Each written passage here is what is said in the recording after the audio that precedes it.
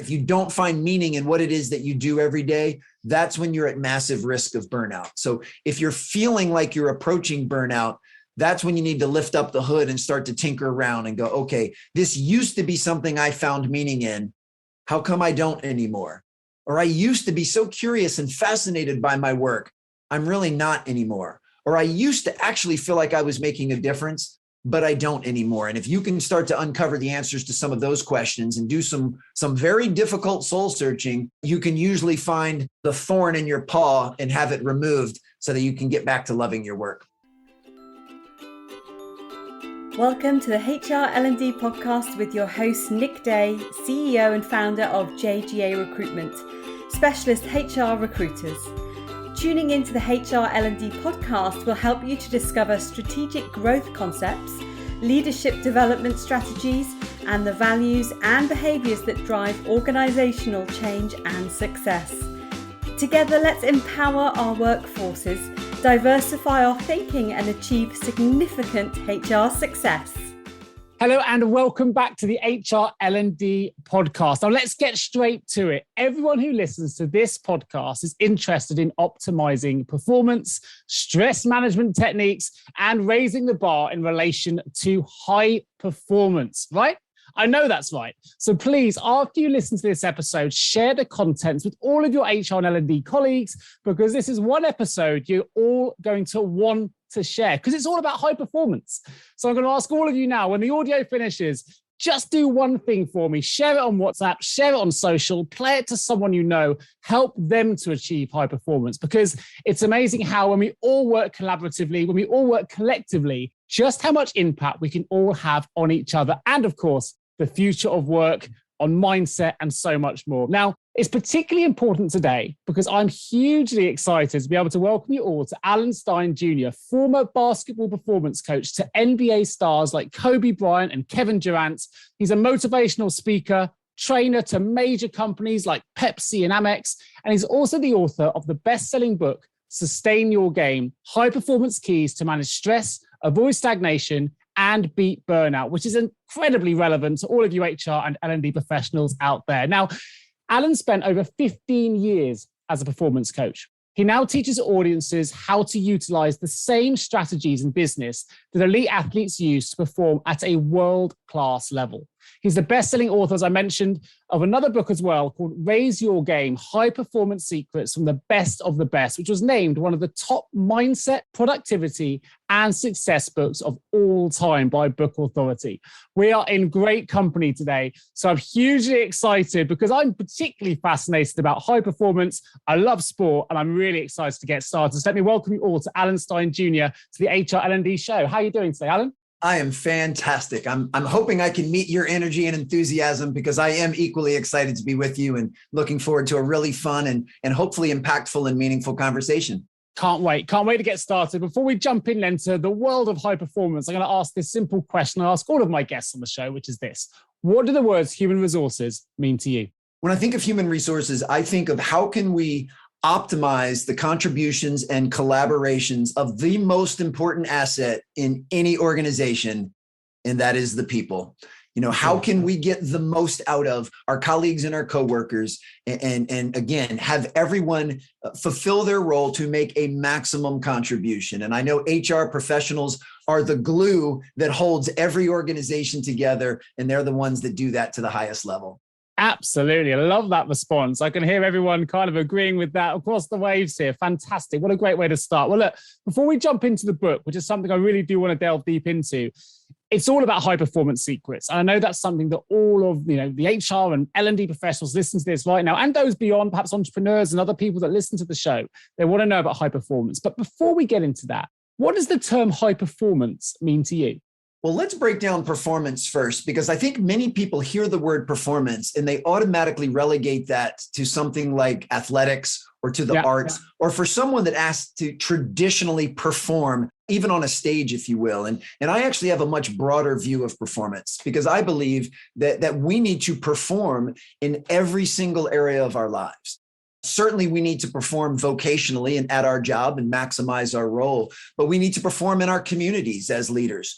We need to perform as parents and as spouses. So I try and take the tenets of high performance that I have learned through the game of basketball and figure out ways to apply those principles of high utility to every area of my life, because I want to show up as my best self, not only as a keynote speaker and author, but as a father and as a leader in my community. So for me, high performance is about bringing your best self as consistently as possible to everything that you do.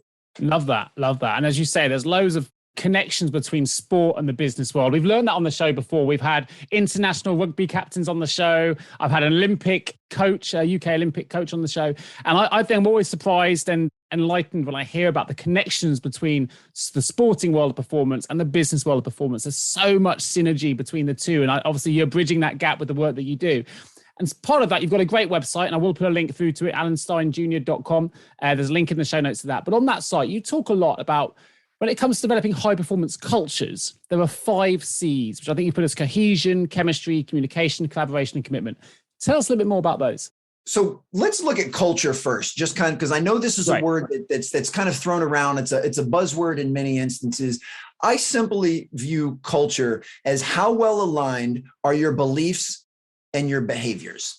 You know, most organizations are fairly clear, if not crystal clear, on what it is that they believe. You know, they're crystal clear on their core values. They're crystal clear on their mission, on their vision. But the real key to having a high-performing culture is making sure that everyone in the organization behaves accordingly. You know, that what people say and what people do on a consistent basis are in alignment with those things. It's one thing to have your core values on a sign in your break room or behind the front desk or on your trifold brochure or on your website. But are your people actually living out those core values? Is that the behavior that's being demonstrated? And it's been my experience, whether in sports or business, the groups that have perfect and beautiful alignment between beliefs and behaviors are the ones that create the best experience for not only the members of their team, but for the people that they serve, their clients and their customers. So culture is basically the experience derived by everyone on the team and everyone that you served by the alignment of your beliefs and your behaviors. And in order to do that, that's where kind of the alliteration of the C's come in. You know, you need to have tremendous cohesion with everyone on your team to be able to create that type of winning culture. And a good portion of that is done through collaboration and is done through effective communication. So when you can get kind of all of these points in alignment, then you have a winning culture. And a winning culture is ultimately what will dictate your sustainable excellence. Anyone can be a flash in a pan. Anyone can have a bit of good luck and have some lightning strike. But in order for you to consistently, year after year, incrementally improve and grow your organization, you have to have a winning culture, because that's what will help you attract the best teammates. Yeah. That's what will help you develop and grow the best teammates. And then most importantly, that's how you will retain the best teammates. Love that. I mean, you're absolutely speaking in the HR language right now as well. I mean, I'm sure that this must resonate with everybody there. And it's, you know, we started in my introduction there. Your background initially was coaching some of the biggest NBA stars that have ever lived, right? So I want to talk about your book, Sustain Your Game, and because it's really relevant now to the business world that we live in. And I want to jump into that. Before we do, though, you have also written another book called Raise Your Game, which is, you know, perhaps more sporting focused. You've got a fantastic background in sporting coaching and coaching at the highest level. So before we jump into Sustaining Your Game, could you just give the listeners a little bit more of an overview of some of the people you've worked with, how you got involved in that, and what it's like working at the top, I mean, the absolute top of your profession? Most certainly. So for context, it's important for folks to know that basketball was my first identifiable passion, that I fell in love with the game of basketball at 5 years old. And I'm so thankful that here 40 years later, basketball is still a major pillar of my life. And, you know, as I progressed up and ended up playing at the university level, I started to develop an equal love for performance training, for strength and conditioning and fitness and mindset and nutrition. So when I graduated from university and realized it wasn't in the cards for me to play basketball professionally, I figured what could be better than combining my original love of basketball with my newfound love of performance training. So I became a basketball performance coach, and I chose to specialize primarily at the youth and high school level, because that's where I felt I could make the biggest impact. Yeah. Well, I had an opportunity to work at 2 different high schools here in the Washington, D.C. area that have produced over a dozen players currently playing in the NBA, the most notable of which is Kevin Durant.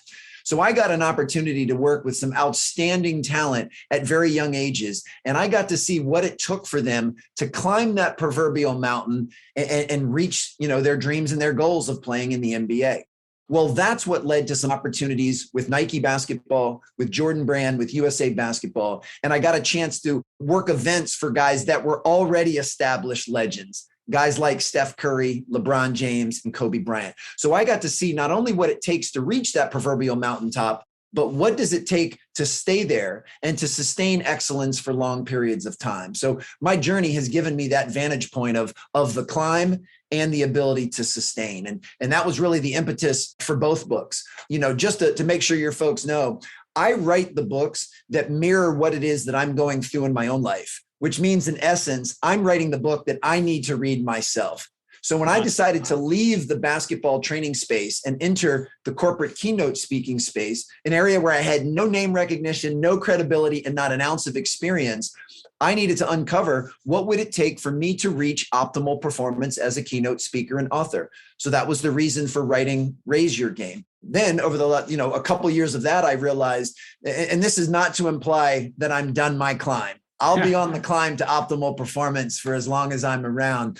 But I started to realize there was a slight difference between reaching optimal performance and sustaining it.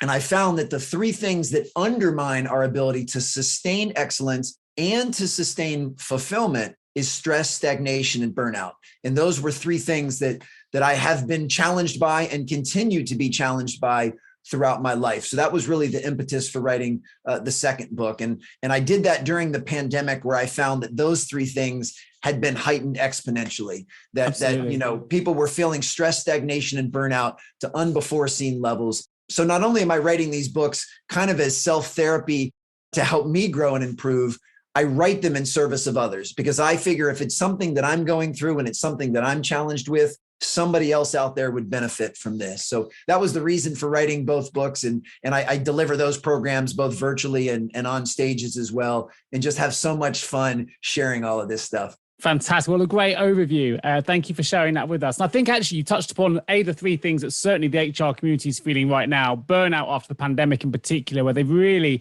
had to manage so many parts of an organization to make sure the employees' welfare is looked after and the business continues to run optimally. But something that just comes to mind, it's not a pre-prepared question here, but you mentioned about that journey to the top of the mountain that you got to, coaching some of the best stars in the world. Often you hear when you talk about people when they get to the top of that journey, and this will be relevant for HR people out there that maybe they've just got their that final role as an HR director or VP of HR. They've climbed that mountain, they've hit the pinnacle. But actually, they often say when you get to the top of Everest, when you walk down, it's coming down that's the most dangerous aspect. Or even when you get there, you have that endorphin rush. You made your goal, your lifelong goal is to get to X, maybe for you to coach some of these amazing stars.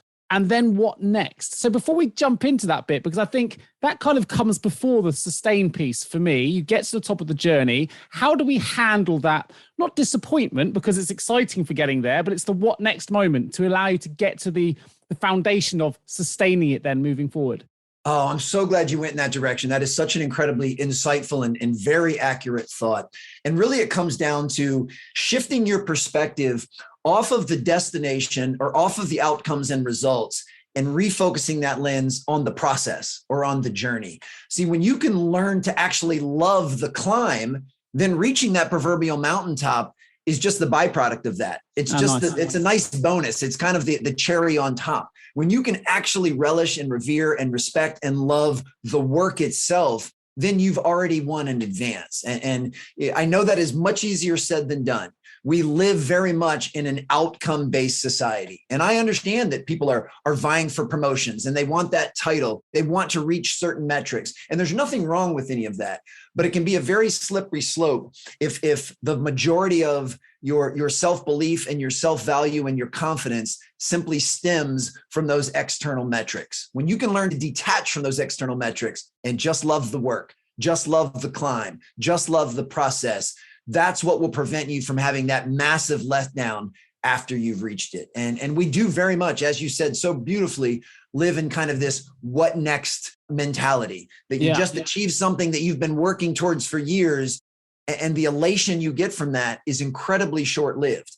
And it's time to refocus the lens on something else. And to avoid that roller coaster of the immense high followed by almost a depression, for lack of a better word, is just loving the climb. It's saying, hey, I've enjoyed climbing this mountain and reaching this goal. All right, where's the next mountain for me to climb? Because I love the climb so much. And that shift in perspective is what will keep things much more stable and actually bring you so much more fulfillment. Because the other very slippery slope that many high performers, and that's what I consider everyone listening to your show right now, is that we actually connect our self-worth to our achievement. And the problem with that is that means that when you're achieving, you feel good about yourself. And when you fall short of a goal, or after you've reached a goal on the way back down, then you start to feel lousy. And I don't know about you, but I think life is too short to spend any significant amount of time feeling lousy. And I found the remedy for that is loving the work, loving the process, and actually loving the climb. Oh, I love that response. I've got to package it. Honestly, it resonates with something. I had a conversation with my daughter, and people on the show might have heard me use this reference before, but my daughter's struggling with her homework. I'm just going to throw it out there because it's really easy for me to sometimes give her the answers. I can say, right, it's your maths homework. Give it here. I'll give her the answers. You're struggling with it. You're upset. And then we'll just move on. But I said to her, it's a bit like when you climb an Everest, right? If you climb Everest, that journey to the top is hard work, months of training, acclimatization, challenge, could be, all kind of things can go wrong. When you get to the top, you have this amazing panoramic view, only for a moment. But if I flew you to the top and you met me there and you got there by helicopter, we've got the same view, but the view is entirely different. And I said to my daughter, you've got to go through the journey, because if you work it out yourself, if you get there and go through the pain, when you actually get that eureka moment where you've sussed it, that's so much more valuable than me just giving you the answer now and you moving on. I think you worded that much better than I just have, but it's the journey that's so important. So, and you must have that a lot with some of the stars you've worked with, where, first they get the first professional contract. What's the next goal? Now you've got to sustain that contract to get to the next level and get to the next level. So this is something you've dealt with all your life with the kind of people that you've coached in the sporting world. So I just think it's fantastic. I just want to make that little point there. Just say I loved your response you gave. Totally resonates with how I view performance and how we get over that hurdle of when you meet one goal, how do we set the next? So we've done that bit. We've staying motivated. We're loving the journey. How do we sustain it then? Tell us a little bit more about the book, especially if you can share some high performance secrets as well, perhaps our listeners can really use to build some of their mental fortitude they might need to help them stay on top of their game. It's interesting. It reminds me of an experience that really shifted my perspective on kind of the climb versus, being able to sustain. This would have been, almost 15 years ago, and I was working an event for the NBA, and they had a bunch of rookies, first-year players in the NBA, and they had a veteran come in to talk to them. And I'm not going to name who the player was, but he was a very acclaimed player. And he said something that really stuck with me. And he said this with a tremendous amount of love in his heart to these guys. He said, congratulations on making it to the NBA. I know this has been a lifelong journey and a lifelong goal of yours, but I want you to know what you just did was the easy part. Making it to the NBA is the easy part. And he said that with a smile and a wink, because obviously there is nothing easy about making the NBA.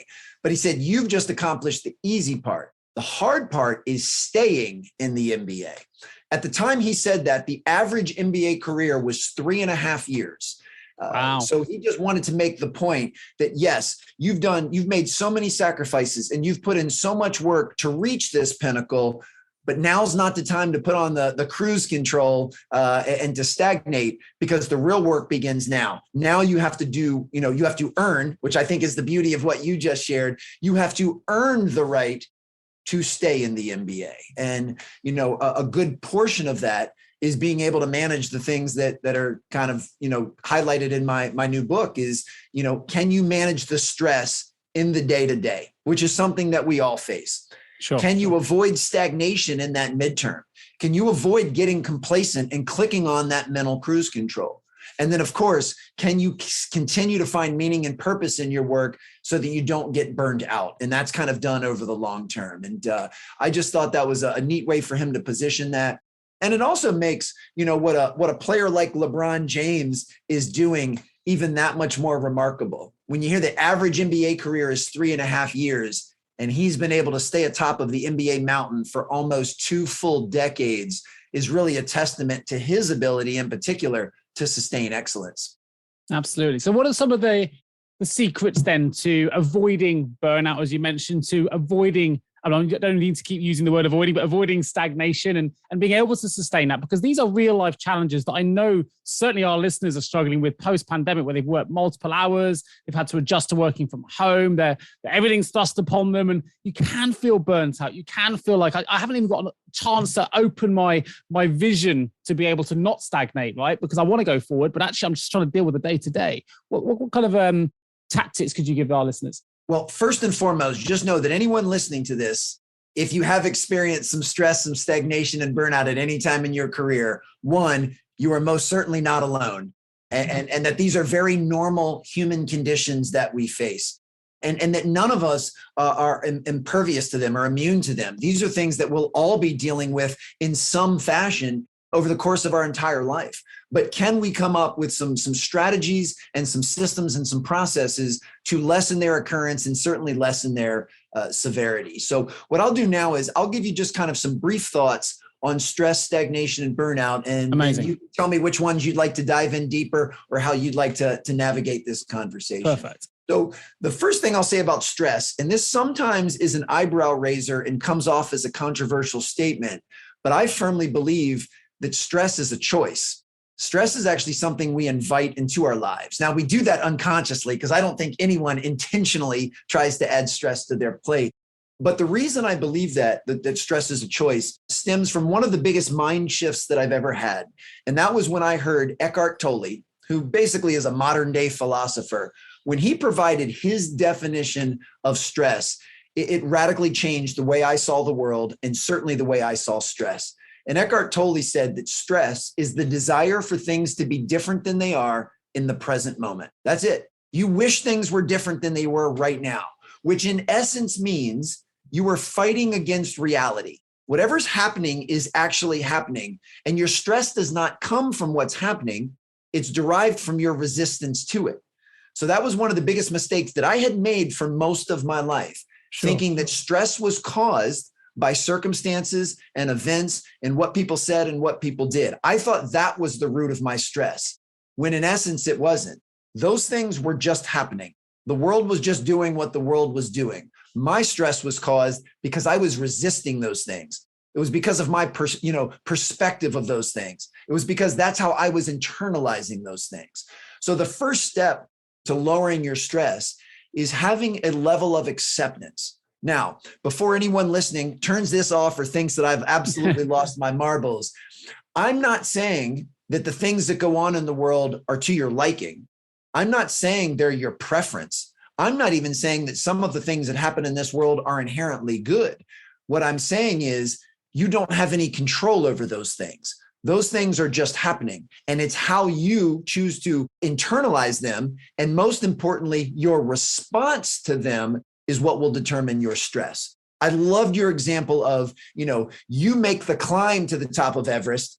I'm flown in by helicopter to the top of Everest. We're both at Everest, but we have very different views and very different perspectives. Well, it's the same thing with stress. You and I could both be stuck in the exact same traffic jam, but we could view that very differently. Absolutely. You could choose to view that as something that is happening to you, and the world is conspiring against you to make sure you're late for your meeting. And you could white knuckle your steering wheel, and you could, scream some obscenities and honk your horn and allow your blood pressure to rise and throw yourself into a funk. I could be sitting literally in the car next to you and choose a very different approach. Say, it's not my preference to sit in traffic, but this is what's happening right now, and I'm okay with it. I accept what's going on, and I'm going to either enjoy some quiet and some stillness. Maybe I'm going to fire up a podcast like yours and listen to a podcast. Maybe I'll give my mom and dad a call and catch up with them, but I'll text the person that I was supposed to meet and just tell them I'm going to be a few minutes late. You and I are in the same traffic jam, but we are creating different levels of stress based on our perception. So that's how I look at stress. Stagnation is what I've said a couple times before about putting on the cruise control. It's allowing a level of complacency, if you will. And I found that when we stagnate, the frustrating part is we stagnate our outputs. our productivity, our efficiency, our mindset. That's what stagnates. And I've also come to realize that our outputs are directly impacted by our inputs, what we read, watch, and listen to, who we choose to invest our time with, who we connect with on social, all of these different things. The stuff that's going in dictates the stuff that's going out. So if the stuff that's going out has started to flatline or stagnate, or you feel that you're just kind of on the hedonic treadmill and you're just treading water, the very first thing you can do is shake up the inputs. Change what you read, watch, and listen to. Change the stuff that you feed your mind and your emotions and your heart, and then change who you are investing your time with. And that will increase, your ability to have better outputs. And then lastly, with burnout stems not only from working long hours, that is part of it, but it's when the long hours that we work and the sacrifices that we make are no longer in alignment with what we find meaningful, with the purpose that we find in our work. If you're not fascinated or curious by your work, if you don't feel you are making a contribution to your team or to the greater good, and if you don't find meaning in what it is that you do every day, that's when you're at massive risk of burnout. So if you're feeling like you're approaching burnout, that's when you need to lift up the hood and start to tinker around and go, okay, this used to be something I found meaning in. How come I don't anymore? Or I used to be so curious and fascinated by my work. I'm really not anymore. Or I used to actually feel like I was making a difference, but I don't anymore. And if you can start to uncover the answers to some of those questions and do some very difficult soul searching, you can usually find the thorn in your paw and have it removed so that you can get back to loving your work.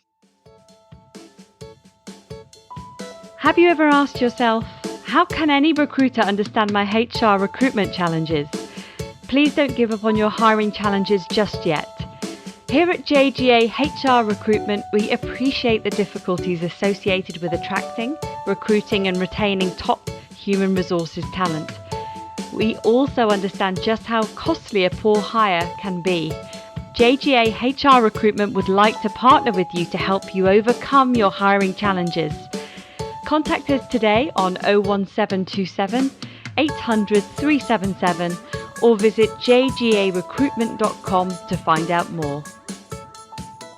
Well, what a brilliant passage. What a great answer. And you've summed up that absolutely fantastically. I'm going to make a couple of points of things that just resonated with me with what you said, Alan, because I was fascinated and really enjoyed the response that you gave. I think the first aspect was stress. It resonated with me because someone said to me, I can't remember who it was, it may have been Jake Humphreys from a podcast, but they mentioned to me, he said, look, because I'm not going to say I don't get stressed. I definitely suffer with stress, right? But I manage it slightly better than I used to. So do I. But what he said, what I heard was, he said, look, before you get stressed, try and, particularly if it's by email, and we all often become keyboard warriors in the world of work now. We're all online and connecting. But actually, sometimes it's an email that makes us stressed, and we see the way that it's read, and we can't always read tone in an email. But one thing that Jake said was this: when you get an email or you get a call and you're not happy with the response, try and ask yourself, what would you have said if you were them? Now, bearing in mind the person that sent it to you, bearing in mind their culture, their demographic, their time zone, the work that they do, their level of education, all those different things.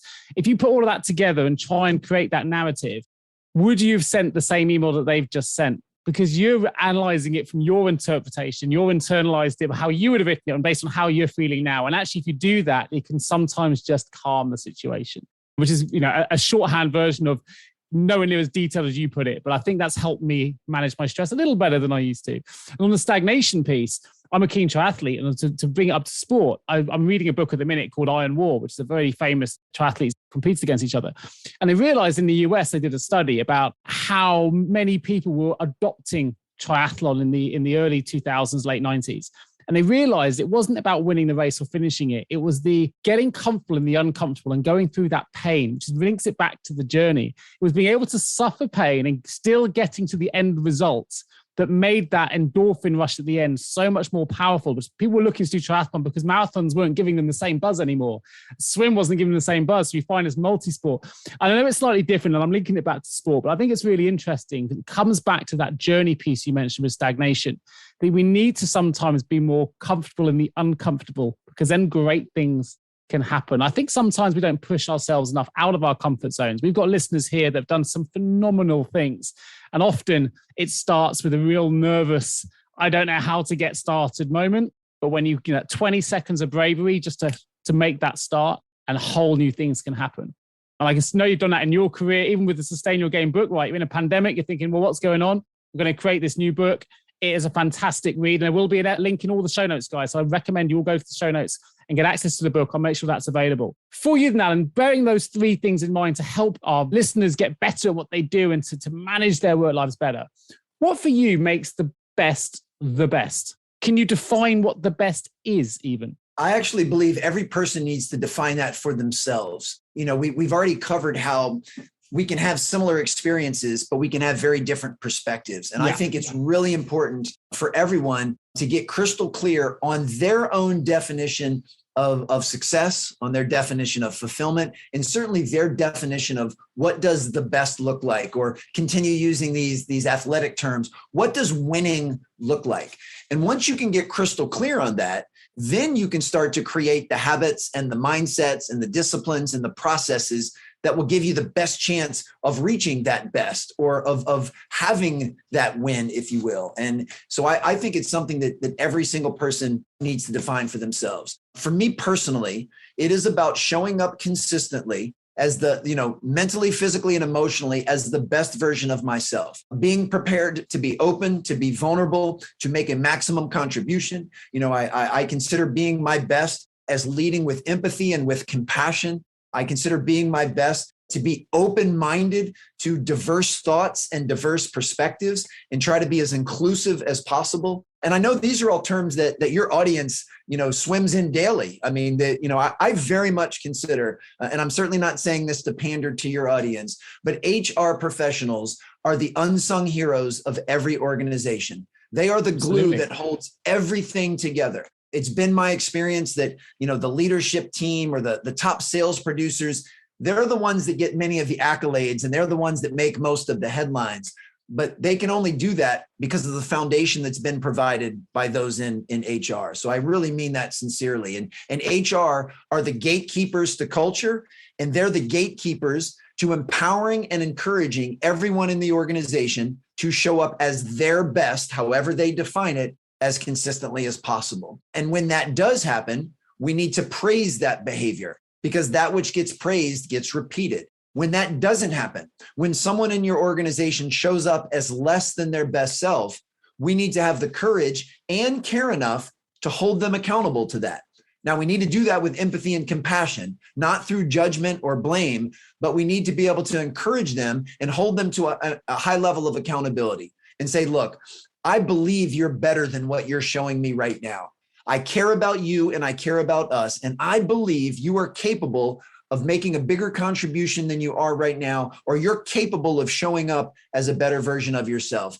And I want to help support you in being able to do that. What do you need from me in order for you to be your best? I think that is one of the most important questions that a leader can ask, and absolutely one of the most important questions that someone in an HR position can ask. Yeah, what a great response. And I think it'll be a great entry to the start of my HR book if I ever write one, Alan. I'll snap that and put it in. So, okay, let's take it back a second then. So for me there, you've talked about compassion. You talked about, I think energy comes through, ability to meet someone's potential.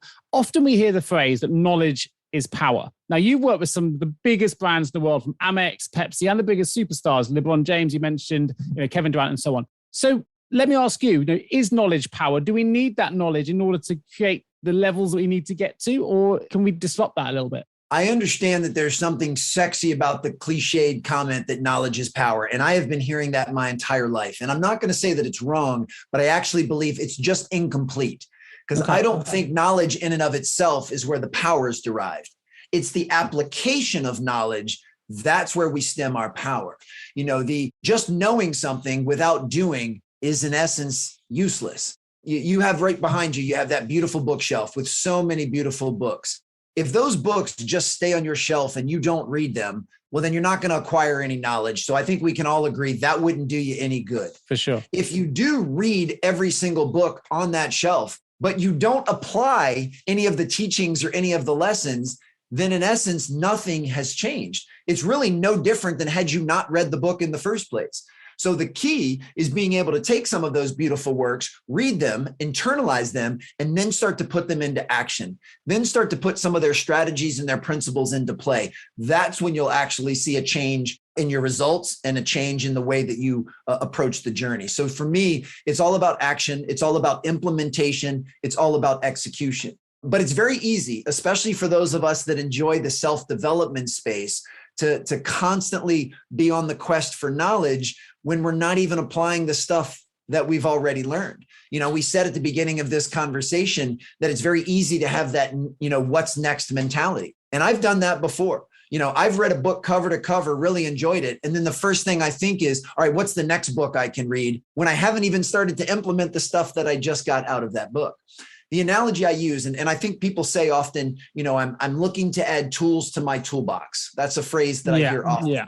And very similar to knowledge, my question is, are you using the tools that you have? Because if all you're doing is adding more tools to your toolbox, all you're going to do is be lugging around a heavier toolbox. How many hammers does one need? I'm not very handy. I'm not good with tools. I'm not good with fixing things. So I don't have the answer to that. But my question would be, if you're not using your hammer or your screwdriver or your wrench or your saw, then what's the point in adding all of these additional tools? You're not even using the basic tools, the fundamental tools that you have. So for me, where I've really tried to make a shift in my own life over the last few years is to narrow my window and narrow my focus to a handful of fundamentals and basics, ones that I believe have very high utility and can serve me in every area of my life, and try to apply and execute and implement those as frequently as possible. And when I can do that effectively, then and only then do I look to graduate towards maybe a more advanced tool or a more advanced technique. But I don't want to skip over those basics or those fundamentals. So I do believe that knowledge is the start of something that can be an absolute game changer, but it has to be implemented and executed in order for that to take place. Yeah, you articulate that very well. And you mentioned that knowledge is power is a well-known cliche. I think another one, which is jack of all trades, master of none. We don't want to use all the tools in our toolbox not very well is not as powerful as using a couple of them really, really well. So yeah, it's a similar kind of cliched use. So let's talk about sustain your game then. Tell us a little bit about some of the learnings that our listeners can take away from the book and some of the things they might be able to implement on the back of reading the book. I've got a question to come after this, which relates to chapter 10, but I'll keep that a secret for now. But I wonder if you could just tell our listeners a little bit more about, some of the tools you would give them in the book if that might help them. Well, I did touch on it earlier, and then you said something incredibly profound and insightful after when I was talking about stress, about when someone says something to you, not allowing that to stress you out, but having the empathy and compassion to take a pause and think, okay, why did they respond this way? Yeah. And you led into something really important. And I think this is kind of the fundamental theme of the book, and I don't know who originally said this. Certainly it wasn't me, but it's kind of this mindset as we don't see the world as it is, we see the world as we are. It's incredibly important for each and every one of us to have the humility to acknowledge that the way we see the world, and that can be on a macro level, like the way we see society, or it can be on a micro level. The way I see one of my colleagues at work is biased. It's inherently biased because I'm seeing the world through a different lens than you are. Sure. And the lens at which I see the world has been impacted by how old I am, by my race, by where I grew up geographically, by how I was raised, by my friends, by the people that have coached and taught me, by the things that I read, watch, and listen to, by what I consume, content-wise on social media. All of these things have had a massive impact on the way that I see the world. These things have helped navigate my thoughts and my feelings. These things have not navigated my beliefs and my perspectives. So I have to acknowledge, and we've hit this point a couple times already, that you and I can both be looking at the exact same thing at the exact same time, and we see things differently and we have different feelings about that. Yeah. And with that, I have the humility to acknowledge that if the way I'm seeing the world is somewhat biased, then of course the way everyone else is seeing the world is somewhat biased as well. Is try to get out of the construct of looking at the world through the lens of right and wrong or good and bad, and instead just say we all have different perspectives. And my goal is to get to learn your perspective as much as I can. Even if it's something that you and I fundamentally disagree on, I'm going to first respect the fact that you are entitled to have your own opinion on it, just like I believe I am. Secondly, I'm going to get really fascinated because I want to find out, why do you believe what you believe?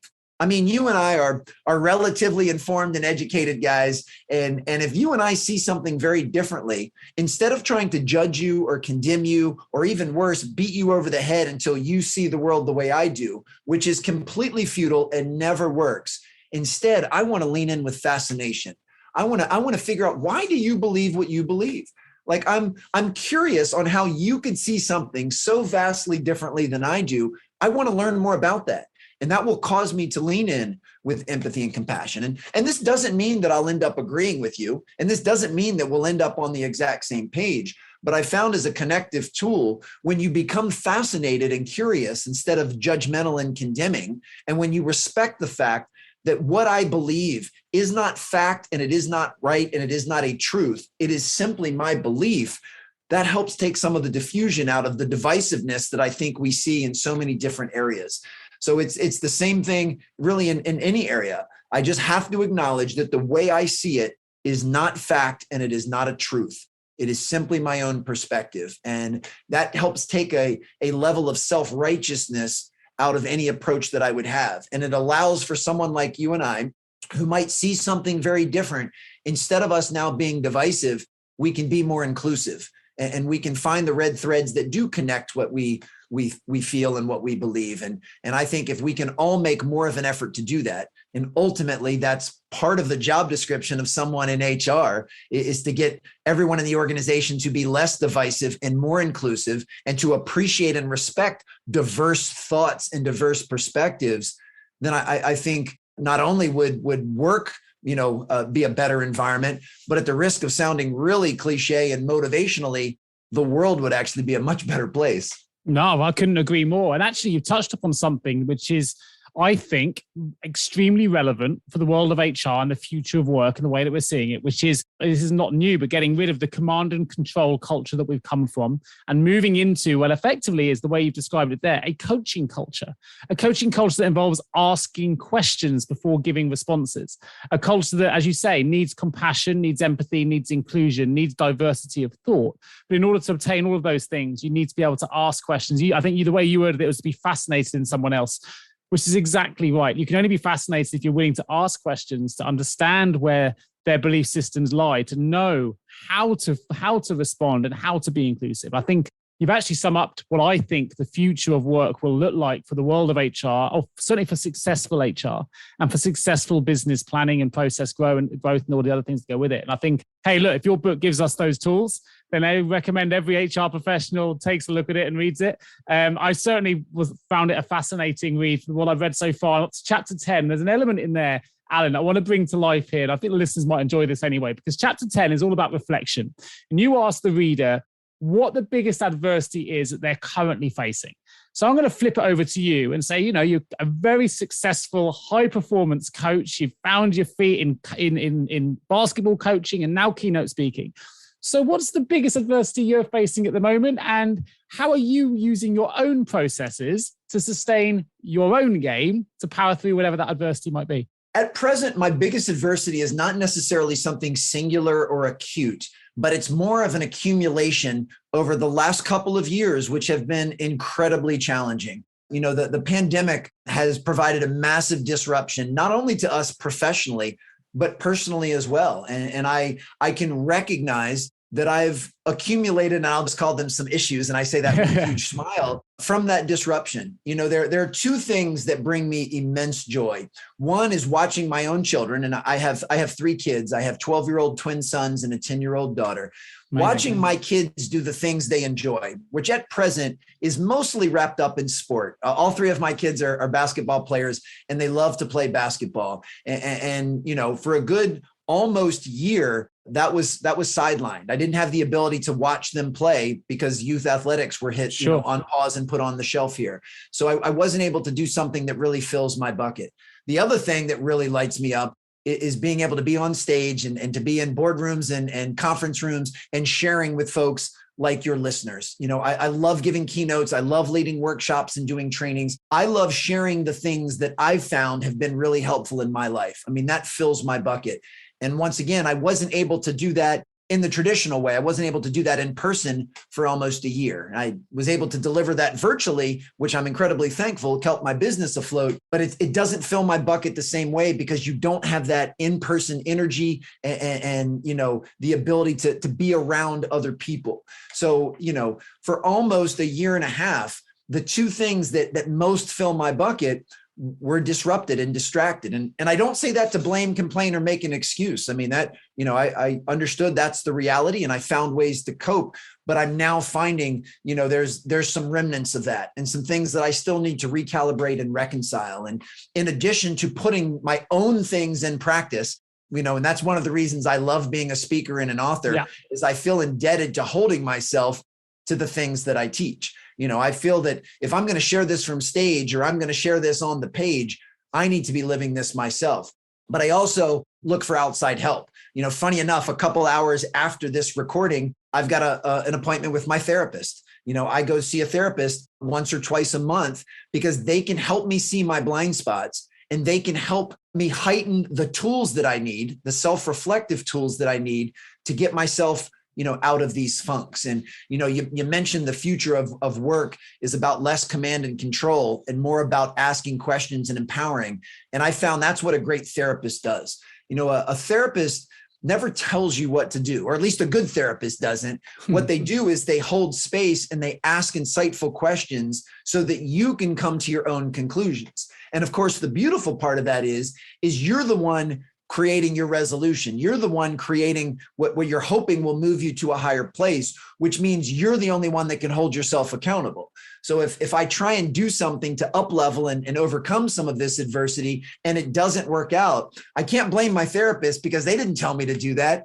I'm the one that created that blueprint. So I'm the one that has to look in the mirror and hold myself accountable to a level of extreme ownership. So I find that incredibly helpful. So the process of going in for therapy not only helps me personally, but it also reminds me of the type of leader that I want to be and the type of way that I want to navigate the world and interact with others, which is to hold space for them, encourage them, support them, pour into them so that they can come up with the best solutions possible so that they can be the best versions of themselves as consistently as possible. I think it's really interesting you mentioned a therapist, the support that it gives you, because I can't think of an example where it hasn't happened, but when I've spoken to people that are very much entrenched in the world of high performance, and they could be business entrepreneurs, TEDx speakers, authors, people like yourself that are working with the superstars, actually most people that are at the top of their game tend to have someone else that supports them whether it's a performance coach, a therapist, whatever it might be. And actually it seems to be a lot more open now that people talk about that. And certainly for my own business, I have a performance coach as well that I go and speak to, and I've had him on my show.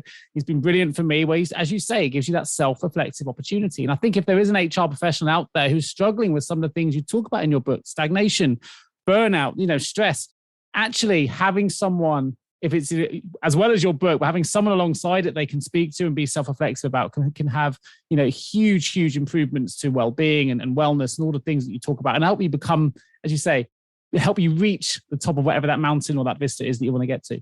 Oh, I'm so glad you brought that up. And yes, it has been my experience that the highest performers in any area of life have coaches, many of them a series of coaches. My therapist, I guess on some level, you could call a quote unquote life coach. I also have a speaking coach. I have a writing coach. I have a financial advisor, and I just call him my money coach because he's helping me make better decisions more consistently financially so that I can be financially free. So I know I have the self-awareness to know what things that I do really, really well. I also have the awareness to know my biggest opportunities for growth in the areas where I need help.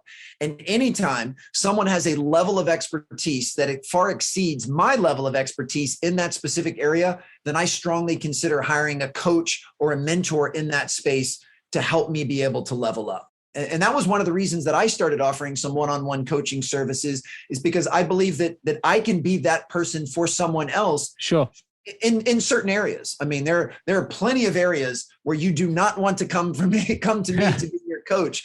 But in some specific areas about optimizing performance and sustaining fulfillment, it's something that I'm able to have a massive influence and impact on people. And even with that said, I want to make sure that I make the huge disclaimer to you and to your audience that with everything I share from stage, everything I've put in both books, And everything I've shared with you in this conversation, it is not coming from a place of mastery. These are all things that I am continuing to work on and to refine.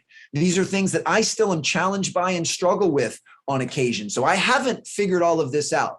But what I have done is I've put myself on a path that I'm very proud of. And I'm also very proud of the progress that I've made. In everything that we've talked about, I am consistently better at those things today than I was a year ago or 5 years ago or definitely 10 years ago. And if for some reason you invite me back on your podcast 2 years from now, I can almost guarantee you that I'll be even better then than I am today. And that is because I recognize the fact that I will always be a work in progress, that I will always be under construction. No one's putting me under museum glass anytime soon. I've got a lot of work that I want to continue to do. But as we said, before, and hopefully this is a nice red bow tie on our conversation, that's what I enjoy. The work is what I love. This process of working towards self-actualization and working towards my higher self is what I love. And anything that comes as a result of that, whether that's a certain number of books sold or getting on a stage at a certain fee or whatever that may be, that's just a nice addition. That's not the reason that I do this. I do this stuff because I really and truly love the work and find meaning and fulfillment in the work. So I say that with a huge smile that I've already won before I take the stage. I've already won before my next book comes out. And I say that with humility because to me, winning is loving that process. You've taken it full 360 here because we started talking about loving the journey. Mm-hmm. And that's kind of where we are, right? I mean, you've made it to the top of the game. You haven't got to prove yourself as a performance coach. You've coached some of the biggest stars, not just of now, of all time in the world of basketball, right? So, you haven't got to prove that. That credibility is there. It's in the history books for you. But you're still, as you can tell, for anyone listening to this, I mean, your passion, if you're watching it, you can see it. But the passion you have for this subject absolutely comes across. And we can see, you can hear the energy, you can feel the energy, that you are clearly loving that journey. And if your book can help other people to love their work as much as you clearly love your own, then I think it's going to be a great success. And as I say, I'm absolutely putting a link to your book in the show notes. Please do check it out. But more than that, I'm going to open the vault. I'm going to introduce everyone to your website. Now, I'll often reference a website and say it's in the show notes. In your case, it's a little bit different. Your website goes above and beyond for anyone who wants to get into the world of high performance. And they want to find out what high performance is all about. I mean, you're offering resources, free downloads, there's coaching you can get involved in, there's meeting planners, things you can download. For anyone listening to this who is working at the top of their game, wants to get to their top of the game, is just loving the journey, and you want to find out what high performance is all about and get some resources to help you achieve more, please do go to Alan Stein Jr. That's JR@the.com. Link will be in the show notes. It is a fantastic and very well produced website. So congratulations from my side there, Alan. It's a brilliant site. I get caught loose. I'm going to bring us back quickly for some short, sharp answers, which is we're going to open the HR L&D vault. Opening the L&D vault. 4 quick questions for you. Number 1, in hindsight, what's the one thing you now know that you'd wish you'd known, Alan, when you began your career? That the way I see the world is not fact or truth. It's inherently biased by my own experiences. Very nice. If you could give one piece of advice to the world, what would it be? Be kind. In every interaction you have with another human being, there's a fork in the road. You can choose to be kind or you can choose to be right. You can choose to be kind or you can choose to be judgmental. You can choose to be kind or you can choose to be self-righteous. And those things are often understandable and sometimes even valid, but any chance you get, choose the path of kindness. Nice. My mother always said to me, good manners cost nothing. I like that. Links. 3rd one, if you had the opportunity, what advice would you give a younger you just starting out in this new world of work? Focus on the basics. Focus on the fundamentals. Get crystal clear on what are the basic principles and strategies and core beliefs that you need to live by to live in an extraordinary life. And don't get tempted to chase what's new and what's flashy and what's shiny and what's sexy. Brilliant. And last but not least, what is the guiding principle or behavior that you've seen in every great leader that you've ever worked with? They've been able to combine confidence with humility to a masterful level. They are confident in who they are as a person and who they are as a leader because they've done the work during the unseen hours to earn the right to be confident, but they brush that with a massive stroke of humility. And they realize that no matter how good they are, they can get better, and that they always need to stay open to coaching. They need to stay open to feedback and stay open to growth. And when you can learn to blend confidence with humility, you're unstoppable. Fantastic. Well, Alan Stein Jr., it's been an absolute pleasure having you on the HR L&D podcast today. Of course, to mention again, a link to your book, a link to your website will both be in the show notes. You offer courses, podcasts, books, and a wealth of high performance related resources on your site. So please do check that out. And please let me say from the bottom of my heart, thanks again for joining me on today's show. It's been an absolutely fantastic talk all about the world of high performance, and as it relates as well, of course, to the wonderful but often underappreciated world of HR. And of course, if you are an HR professional listening to this show and you need support with a recruitment requirement, then of course you can get in touch with either myself or any of my wonderful team at jgarecruitment.com. Just leaves me to say one more huge thanks to Alan Stein Jr. for joining me today. And I look forward to bringing you the next episode of the HR L&D podcast real soon. Thank you, Alan, so much for joining me. My pleasure. Thank you. Thank you so much for tuning into the HR L&D podcast with your host, Nick Day, CEO of JGA Recruitment, specialist HR recruiters. If you need any help with a current HR or L&D vacancy, then please get in touch with Nick and his team. All contact details can be found in the episode notes. In the meantime, to make sure you never miss a future episode, please subscribe to the show through any of your favorite podcast channels. Till next time.